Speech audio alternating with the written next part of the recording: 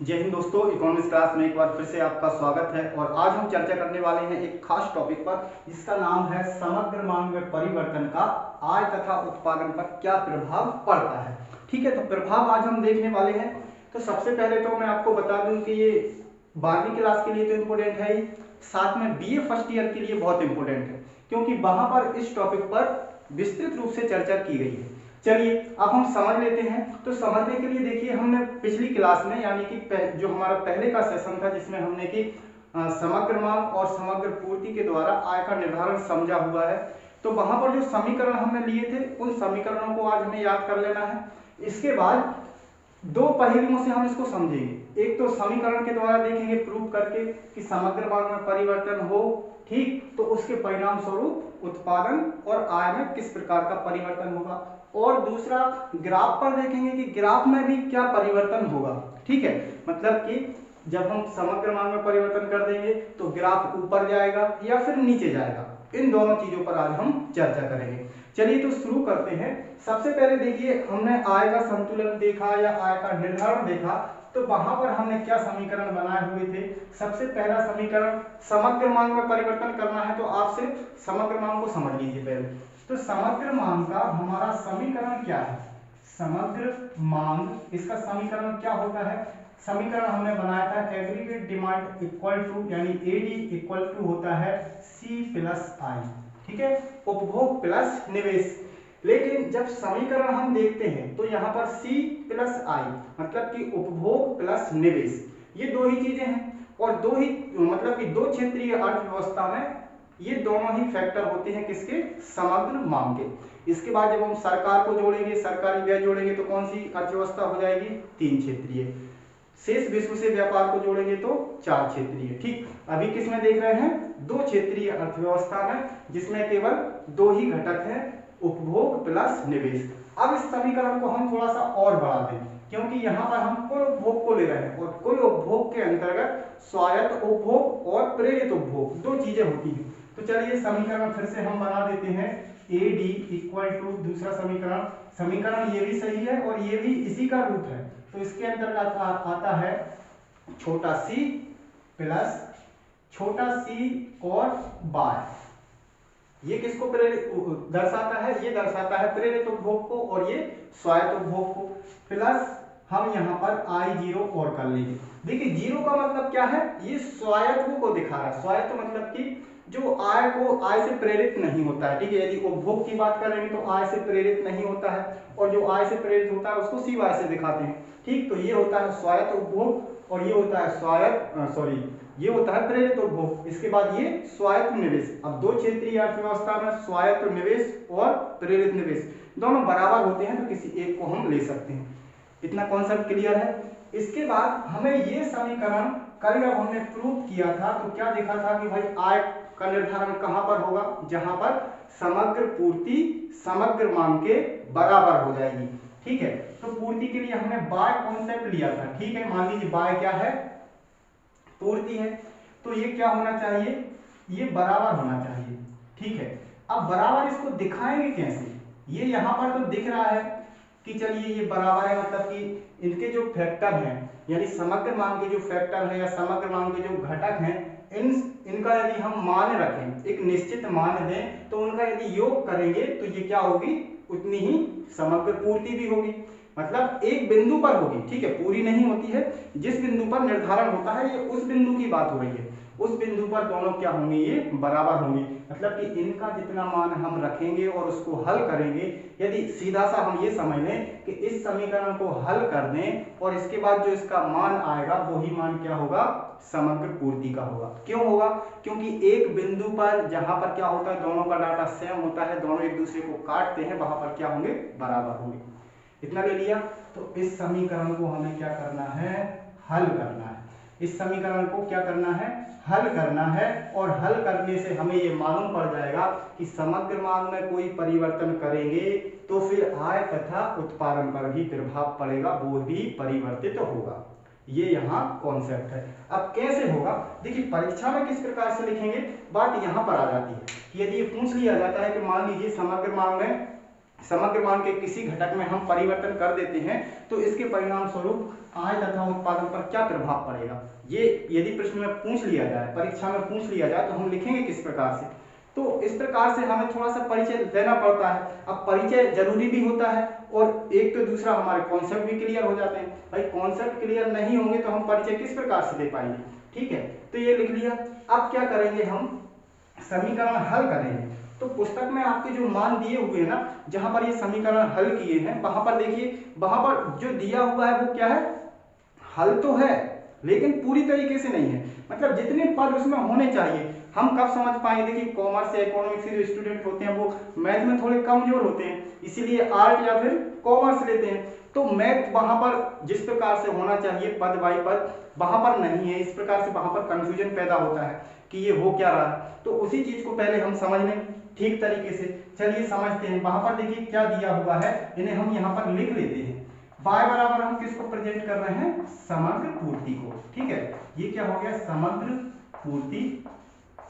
पहले समीकरण हल कर रहे हैं, इसके बाद c और ये जीरो, c के आगे जीरो क्यों लगा रहे हैं, क्योंकि ये स्वायत्त है। यदि आप एनसीईआरटी की पुस्तक में देखोगे तो वहां पर जैसे c को दिखाना है, यदि स्वायत्त दिखाना है तो इसके ऊपर बार लगा देते हैं, और i को यदि स्वायत्त निवेश दिखाना है तो इसके ऊपर बार लगा देते हैं। तो हम प्रेजेंट किसी भी प्रकार से कर सकते हैं, चाहे छोटा सा शून्य लगा दीजिए या फिर ऊपर बार लगा दीजिए, बात एक ही होती है, ठीक। केवल स्वायत्त की बात होती है। तो ये c और छोटा सा जीरो, ये क्या है, स्वायत्त उपभोग।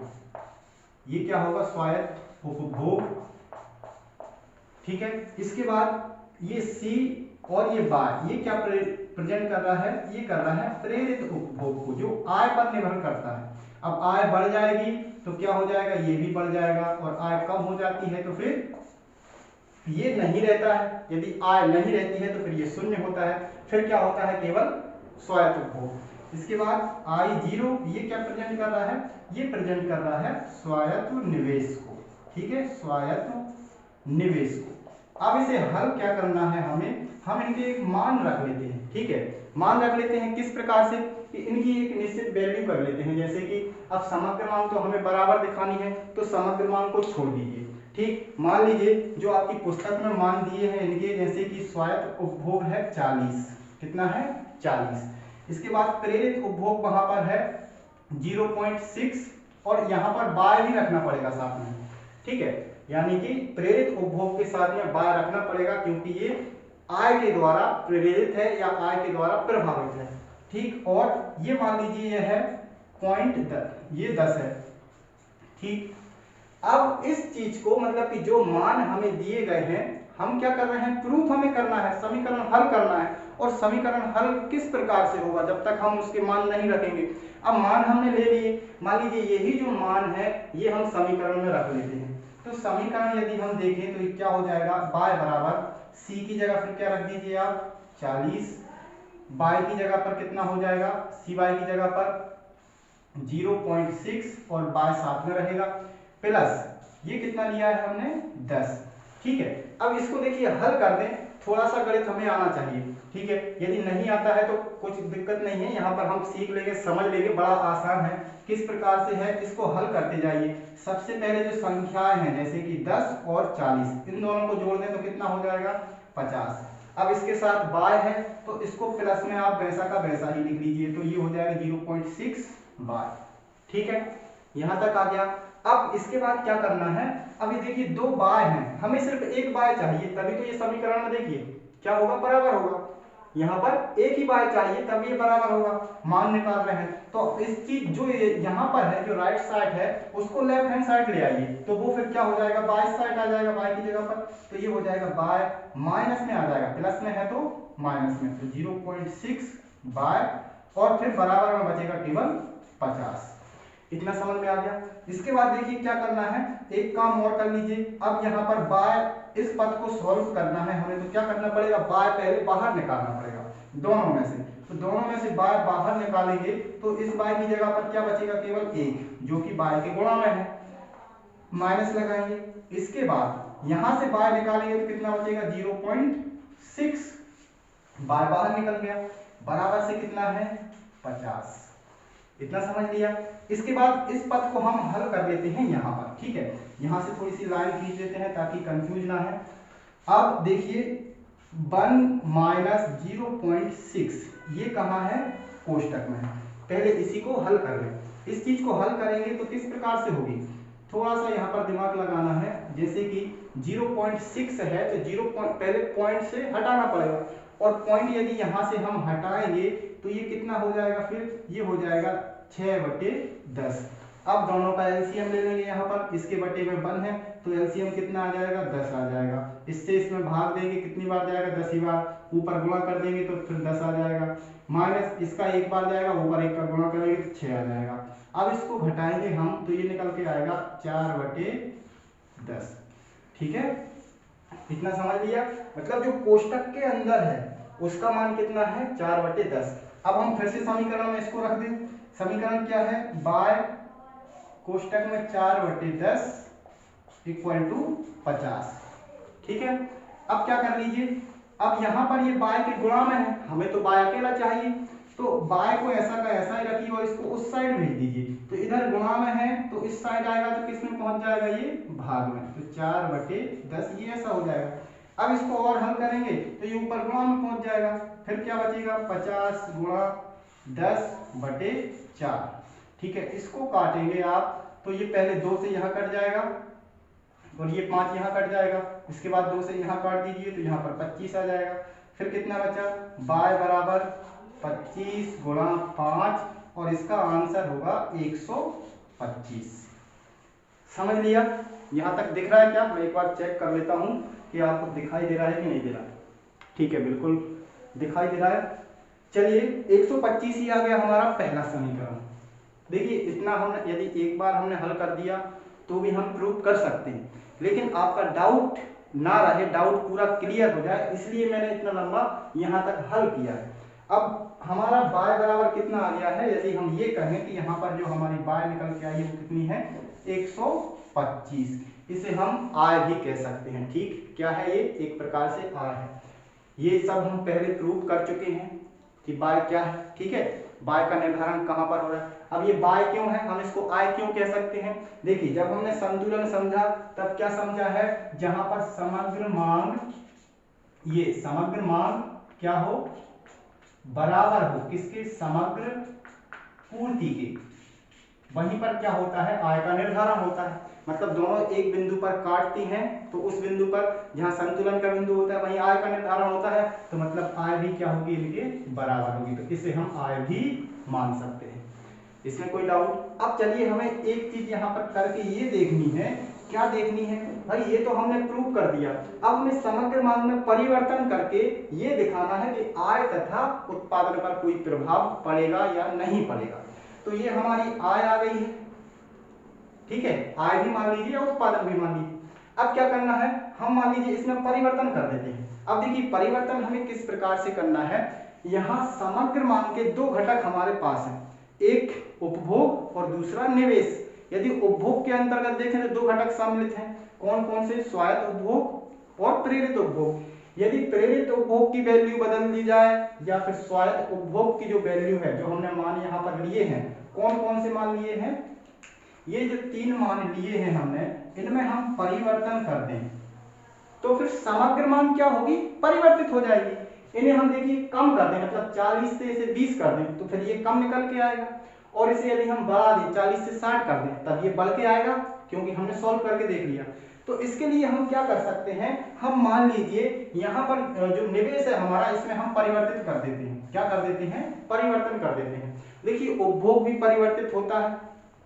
उपभोग किससे होता है, उपभोग जो रहता है वो आय पर डिपेंड रहता है, आय बढ़ेगी तो फिर उपभोग बढ़ जाता है, ठीक है, और आय नहीं रहती है तब भी स्वायत्त उपभोग तो रहता ही है। और निवेश भी ये परिवर्तित होता रहता है। ये किस प्रकार से परिवर्तित होता है, ये डिपेंड करता है किस पे, आय पे तो ये डिपेंड नहीं रहता है, आय से तो एक प्रकार से ये स्वतंत्र रहता है, मतलब आय इसको ज्यादा प्रभावित नहीं करती है, इसको प्रभावित करता है ब्याज, ठीक है, ब्याज की दर। जैसे आपके पास पैसे हैं और आप किसी को उधार देते हो, ठीक है, और उससे अच्छा ब्याज मिलता है, आप बोलते हो ठीक है, वो बोलता है चलिए आप छोड़िए, दूसरा व्यक्ति आपको बोलता है कि आप मुझे इतने पैसे उधार दे दीजिए, मैं इतनी ब्याज दर से मतलब कि 10% की दर से आपको रिटर्न कर दूंगा, ठीक है। तो 10% आपके लिए एक अच्छा भाव रहेगा कि आपको 10% पैसा ज्यादा मिलेगा। लेकिन वही चीज आपसे वो व्यक्ति बोले कि मैं 1% दूंगा, तो यदि आप उसे 100 रुपए दोगे तो वो आपको 1% उसका बढ़ाकर मतलब 1 रुपए और देगा, तो 101 रुपए मिलेगा आपको, तो कोई लाभ अधिक नहीं है। तो वहां पर आप निवेश करने के लिए अधिक प्रेरित होंगे क्या? नहीं होंगे। लेकिन ब्याज की दर अधिक रहेगी तो वहां पर निवेश में परिवर्तन हो सकता है, आप निवेश बढ़ा सकते हैं कि ठीक है आप ले सकते हो। तो निवेश को क्या करता है? ब्याज दर प्रभावित करती है, इसके अलावा सरकार की नीतियां प्रभावित करती हैं, तो इस बात को ध्यान में रखना। तो हम निवेश में क्या कर देते हैं, यहाँ पर परिवर्तन कर देते हैं, थोड़ा सा निवेश बढ़ा देते हैं, ठीक है। अभी हमने कितना लिया है? 10 लिया है। अब दूसरी बार हम इसको कर देते हैं 20। कितना कर दिया हमने?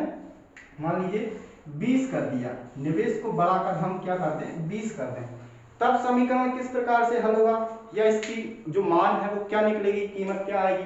चलिए यहाँ पर हम क्या कर लें, एक दूसरा समीकरण बना लेते हैं। तो y बराबर कर लें C0 प्लस छोटा c बड़ा y प्लस i या छोटा 0। ये हमने समीकरण ले लिया।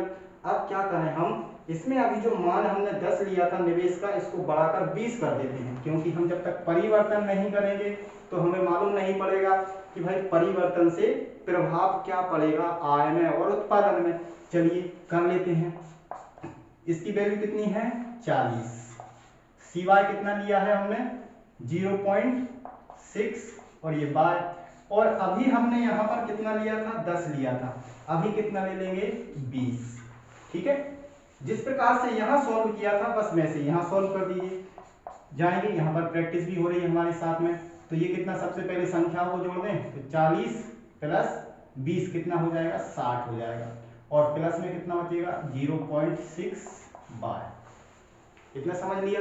अब क्या करेंगे, y को इस साइड लाएंगे तो ये हो जाएगा y माइनस 0.6 y और बराबर में आ जाएगा 60। इसको हम इस तरफ ले आए हैं यहाँ पर, इतना समझ लिया। इसके बाद चलिए अब y कॉमन ले लें दोनों में से, तो y को कॉमन करेंगे तो अंदर बचेगा 1 माइनस 0.6 और बराबर से आ जाएगा 60। अब इसको सॉल्व करने की आवश्यकता है क्या? इसे हमने कहां पर सॉल्व कर लिया, ये देखिए यहाँ पर हमने सॉल्व किया था, इसका मान कितना निकल के आया था? 1 माइनस 0.6 को यदि फिर से हल करेंगे तो भी यही मान आएगा, तो यही मान हम इसमें रख देते हैं। चलिए आगे क्या हो जाएगा, हमें सहूलियत हो जाएगी, तो ये हो जाएगा 4/10 बराबर से 60। अब क्या करना है, y को सिंगल रखेंगे और जो संख्या है गुणा में उसके उसे उस साइड भेज देंगे, तो ये पहुंच जाएगी भाग में। तो ये हो जाएगा 60 भागित 4/10। फिर से हल कर लीजिए इसको पूरा, ये हो जाएगा 60 गुणा 10/4। अब क्या करना है, 2 से काट देना है, 2 से ये 2 बार कट जाएगा, ये 5 बार कट जाएगा, और ये कितनी बार कटेगा? 30 बार। तो 3 5 15, ये कितना आ जाएगा फिर? y बराबर यहाँ पर जैसे 30 बचा और गुणा में 5 बचा, तो y बराबर हमारा निकल के आएगा 150। क्या हुआ यहाँ पर, क्या समझ में आ गया? सबसे पहली बात समझ में क्या आ गया, हम यहाँ पर हमने ये समझ लिया, हल करके हमने ये देख लिया कि यदि हम समग्र मांग के किसी भी घटक में या तो निवेश में या फिर उपभोग में कोई परिवर्तन करेंगे तो हमारी जो आय है वो क्या हो रही है? परिवर्तित हो रही है। क्या हो रही है? यहाँ पर परिवर्तित हो रही है। किस प्रकार से? पहले हमारी जब हमने परिवर्तन नहीं किया था और केवल मान रख के हल किए थे तो आय कितनी आई थी? 125। इसके बाद जब हमने जो समग्र मांग के घटक हैं कौन कौन से? उपभोग और निवेश। हमने निवेश के जहां पर पहले वैल्यू ली थी हमने 10, उसके बाद जब परिवर्तन कर दिया और वैल्यू ली 20, तब हमारी आय निकल के कितनी आई है? 150। मतलब कि वृद्धि की है, तो फिर आय में भी वृद्धि हुई है, आय भी बढ़ के निकल के आई है। ठीक है, अब यहाँ तक तो हमने समझ लिया। देखिए अब पुस्तक में आपकी क्या दिया हुआ है, इतना सारा तो हल किया नहीं है, वहां पर डायरेक्टली आपको दे दिया कि भाई समग्र मांग के जो घटक हैं उनके द्वारा मांग प्रभावित होती है, जैसे कि उपभोग और निवेश। उपभोग क्या होता है, ये तो परिवर्तित होता ही है, साथ साथ जो निवेश होता है उसे भी कई फैक्टर क्या करते हैं, प्रभावित करते हैं। उसे हम समीकरण के द्वारा इस प्रकार से हल कर सकते हैं। उसके बाद यहाँ पर ये समीकरण दिया, इतना समीकरण आपको बताया, उसके बाद उसे हल नहीं किया, डायरेक्ट आपको क्या दे दिया कि 125 इसका मान निकल के आया। अब यदि हम निवेश का मान 10 की जगह 20 कर दें तो उसके बाद जो आय है वो 150 निकल के आएगी। ठीक, अब इसी चीज को यदि हम ग्राफ पर प्रेजेंट करें तो ग्राफ पर भी हमें बढ़ता हुआ दिखना चाहिए, क्योंकि हमने यहाँ पर बढ़ाया है निवेश को, कितना किया है, 10 से 20 किया है, दुगना कर दिया। तो दुगना करने के बाद आय तो दुगनी नहीं हुई, 125 की कितनी होनी चाहिए थी, 250 होनी चाहिए थी, लेकिन आय दुगनी ना होकर कितनी हुई है, सिर्फ 150 हुई है। ठीक, मतलब कि निवेश में दुगना परिवर्तन किया, उसके बाद आय में उससे कम परिवर्तन हुआ है। ठीक है, मतलब कि समग्र मांग में अधिक परिवर्तन होगा तो आय में भी परिवर्तन होगा, लेकिन उतना नहीं होगा। ठीक है, मतलब कि जो संतुलन का बिंदु है वो थोड़ा सा ऊपर या नीचे होगा। चलिए अब उसी चीज को समझते हैं। यहाँ पर क्या समझें, सबसे पहले क्या बनाना पड़ेगा, हमें ग्राफ बनाना पड़ेगा। अब ग्राफ के द्वारा समझना है तो ग्राफ तो चाहिए। चलिए, ये हो गया हमारा एक्स अक्ष और ये हो गया हमारा वाय अक्ष। ठीक है, वाय अक्ष पर क्या दिखाते हैं हम यहाँ पर दिखाएंगे समग्र मांग और समग्र पूर्ति, दोनों चीजें यहाँ पर दिखाएंगे। इसके बाद अब परिवर्तन किस में देखना है कि भाई इन दोनों में या समग्र मांग में यदि परिवर्तन करेंगे तो इसके परिणाम स्वरूप परिवर्तन किस में होगा, आय में और उत्पादन में। तो यहाँ पर नीचे आप कर लीजिए आय और उत्पादन, मतलब ये दोनों चीजें हम एक्स अक्ष पर दिखा रहे हैं। इतना समझ लिया। इसके बाद यहाँ मान लीजिए ओ है या जीरो है, दोनों कोई कुछ भी मतलब ले लीजिए। यदि हम संख्याओं से प्रेजेंट करेंगे तो जीरो होगा, ठीक है, और नंबर से प्रेजेंट कर रहे हैं तो इसको ओ मान के चलेंगे। अब क्या करना है, एक चीज और ध्यान रखना कि भाई जो संतुलन है हमने वो किस में देखा था, समग्र मांग और समग्र पूर्ति में इक्वल, यानी कि बराबर जहां पर होंगे वहां पर संतुलन देखा था। लेकिन यहाँ पर परिवर्तन किस में हुआ है, सिर्फ समग्र मांग में। समग्र पूर्ति में परिवर्तन हुआ है क्या, नहीं हुआ।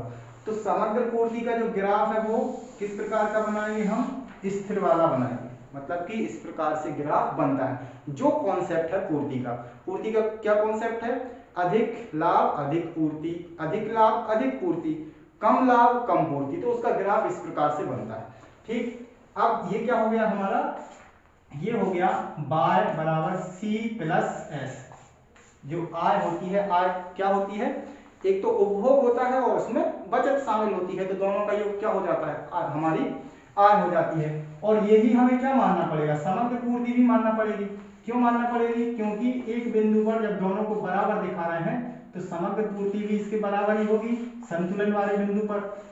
हमारा मुख्य फोकस किस पे है, ठीक है, हमारा मेन फोकस उसी चीज पे है जहां पर हमने संतुलन किया था। अब उस संतुलन में परिवर्तन हमें देखना है, तो संतुलन में परिवर्तन करने के लिए मान लीजिए हम क्या करते हैं, यहाँ पर समग्र मांग का ग्राफ बनाएंगे पहले। तो समग्र मांग का ग्राफ इस प्रकार से बनता है, ये समग्र मांग का ग्राफ बनेगा।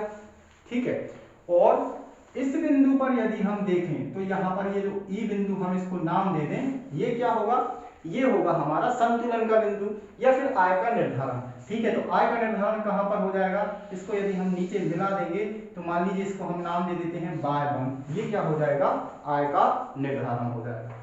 ठीक, अब चीज हमें क्या देखनी है, देखिए ग्राफ में मैं पूरा नहीं समझाऊंगा कि ये यहाँ से क्यों शुरू हो रहा है, ये यहाँ से क्यों शुरू हो रहा है। आय जीरो होती है तब भी उपभोग होता है, तो वो जुड़ जाता है तो वो यहाँ से फिर शुरू होता है। ठीक है, तो आय के जीरो होने पर भी उपभोग होगा, इसलिए समग्र मांग में जो रहता है उपभोग शामिल रहता है, तो वो इस कारण से यहाँ से शुरू होता है। इसमें आप समझ लीजिएगा, यदि डाउट हो तो फिर कभी हम समझ लेंगे इसको।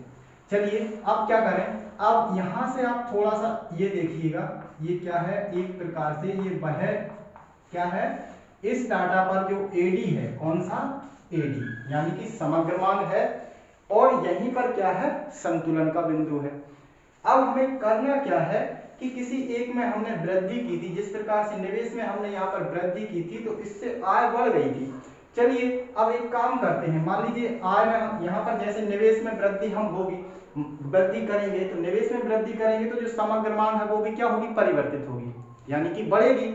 क्यों बढ़ेगी, क्योंकि हमने तो यहाँ पर देख लिया है प्रूव करके कि भाई निवेश में जब हमने वृद्धि की तो समग्र मांग भी बढ़ गई, और समग्र मांग बढ़ने के परिणाम स्वरूप यहाँ पर आय भी बढ़ गई है। तो वो चीज यहाँ पर भी दिखाना है ना कि भाई ग्राफ भी ऊपर की तरफ जाएगा, क्योंकि बढ़ रहा है तो ऊपर होना चाहिए, ठीक है। तो ग्राफ यहाँ से ऊपर की तरफ जाएगा, क्योंकि ये समग्र मांग का है। ये कौन सा वाला ग्राफ है, समग्र मांग का, ठीक है। ये हो गया हमारा एडी का, ठीक है। इसे हम मान लेते हैं AD1, यानी समग्र मांग पहले वाला वक्र, ठीक है। और इसका समीकरण मान लीजिए हमने इसको हम इस वाले समीकरण का नाम दे दें। कौन से वाले समीकरण का, ये जो हमने डाटा इसमें जोड़ा हुआ था। कौन सा डाटा जोड़ा हुआ है, इसमें मान लीजिए हमने ये y बराबर है हमारा c कितना था, यहाँ पहले यही लिख देते हैं c प्लस छोटा सी y प्लस और I0, ठीक है। तो यहाँ पर इसका मान दिया था हमने 40 प्लस 0.6y प्लस 10, ठीक। ये वाला हमने इसमें मान दिया, तब तो ग्राफ बना ये वाला। अब इसके बाद जब हमने इसका मान बदला, कितना बदला, 20 किया, तो ये ऊपर जाएगा फिर, क्योंकि यहाँ पर बढ़ गया है तो इसके पैरेलल आप एक दूसरा बना दीजिए। ये हो गया हमारा AD2। कौन सा हो गया, AD2। ये AD1 है, मतलब समग्र मान 1 और ये समग्र मान 2, मतलब कि दूसरा वाला ग्राफ। अब ये दूसरा वाला ग्राफ कौन सा है, जिसमें हमने निवेश को 10 से बढ़ाकर 20 कर दिया है। कौन सा वाला है, जिसमें हमने निवेश को 10 से बढ़ाकर 20 कर दिया है। तो इसका समीकरण क्या हो गया है, इसका समीकरण हम रेड से कर देते हैं यहाँ पर। इसका समीकरण होगा y बराबर 40 प्लस 0.6y प्लस 20, ठीक है। ये यहाँ पर हमें ध्यान रखना है। ये वाला ग्राफ किसका बना है, y बराबर 40 प्लस 0.6y, मतलब कि प्रेरित उपभोग, और प्लस में निवेश को बढ़ाकर, जैसे कि यहाँ पर मान था 10 और इसको बढ़ाकर कर दिया है 20, तो उसके बाद ये ग्राफ निकल के आया है। ये ऊपर निकल के आया है क्योंकि आय बढ़ जाती है। अब चलिए मुख्य बात यहाँ पर जो समझनी है वो ये है कि भाई होगा क्या, हमें बढ़ता हुआ दिखाना है, तो वो चीज पर हम बात करते हैं। पहले संतुलन का बिंदु कहां पर था, ये था, ये क्या था, संतुलन का बिंदु, ठीक है। पहले संतुलन यहां पे हो रहा था। अब समग्र मांग के किसी घटक में परिवर्तन करते हैं तो समग्र मांग परिवर्तित हो जाती है, और उसके परिणाम स्वरूप क्या हो गया, यहाँ पर जो संतुलन का बिंदु है वो यहां से बढ़कर कहां पहुंच गया है, E1 पर पहुंच गया है। क्यों पहुंच गया है, क्योंकि यहाँ पर देखिए दोनों चीजें बराबर होना चाहिए। कौन कौन सी, समग्र मांग और समग्र पूर्ति। यदि हम इस बिंदु पर यदि अभी संतुलन देखेंगे तो यहाँ पर होगा क्या, क्योंकि समग्र मांग तो ये बढ़कर कहाँ पहुंच गई है, यहाँ से लेकर ये क्या दिखाई दे रहा है, वृद्धि दिखाई दे रही है, ठीक। जैसे कि यहाँ पर आप मिलाइए इस पॉइंट को, यदि आप मिलाएंगे तो ये वह पॉइंट है जो क्या दिखा रहा है, AD2, मतलब कि समग्र मांग में वृद्धि वाली स्थिति, क्योंकि यहां से लेकर यहां तक क्या है, वृद्धि हुई है। किसमें वृद्धि हुई है, समग्र मांग में। और इसके परिणाम स्वरूप क्या हुआ है, ये संतुलन का बिंदु यहां से उठकर कहां पहुंच गया है, यहां, और फिर आय का निर्धारण कहां होगा, by 2 पर, इस बिंदु पर हो जाएगा। तो एक प्रकार से यदि हम देखें, पहले हमारी जो आय थी उसका निर्धारण कहां हो रहा था, यहां तक हो रहा था, मतलब कि O, ये वाला O और by 1, ये क्या है, हमारी आय थी उस समय। कब, जब हमने मान रखा था निवेश का 10, अब हमने मान बदल दिया है, निवेश का 20 कर दिया है, तो इसके बाद जो आय का निर्धारण हुआ है वो बढ़कर कहां पर पहुंच गया है, यहां पर, और इसका नाम क्या रख देंगे हम, O/2। समझ लिया, बस यही कॉन्सेप्ट है। देखिए कॉन्सेप्ट वही है जो हमने कल समझा था। हमें क्या दिखाना था, समग्र मांग समग्र पूर्ति जहां पर बराबर होंगी वहां पर आय का निर्धारण होगा। लेकिन बस इतना समझना था कि पहले निर्धारण यहां पर हो रहा था जब हमने समग्र पूर्ति में वृद्धि की, समग्र पूर्ति में परिवर्तन किया, तो उसके परिणाम स्वरूप आय तथा उत्पादन पर प्रभाव पड़ा और आय बढ़कर कहां पहुंच गई, by 2 पर पहुंच गई।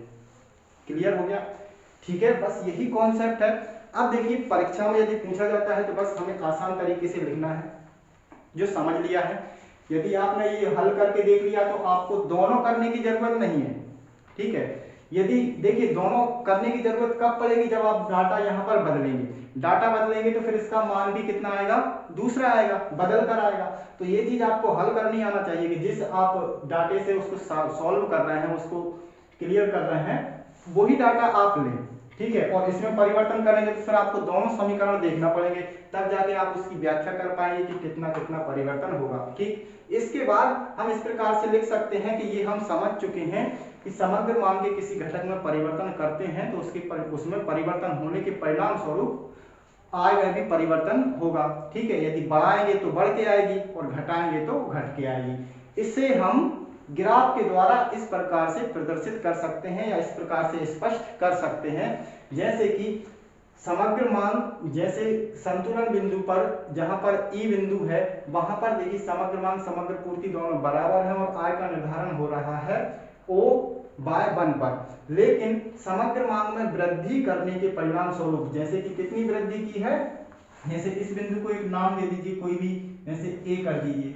ए से लेकर E1 तक वृद्धि करने पर क्या हो गया है, या फिर यहाँ पर समझ लीजिए कि यहाँ पर हमने वृद्धि की है, तो यहाँ से वृद्धि करने पर जैसे यहाँ से ये क्या हो गया है, वृद्धि हो गई है, जैसे कि AD1 से AD2 तक यदि हम वृद्धि करते हैं तो उसके परिणाम स्वरूप जो संतुलन बिंदु है वो E से E1 पर पहुंच गया है, जिसके परिणाम स्वरूप आय में भी क्या हो गई है, ये वृद्धि हो गई है, ठीक है।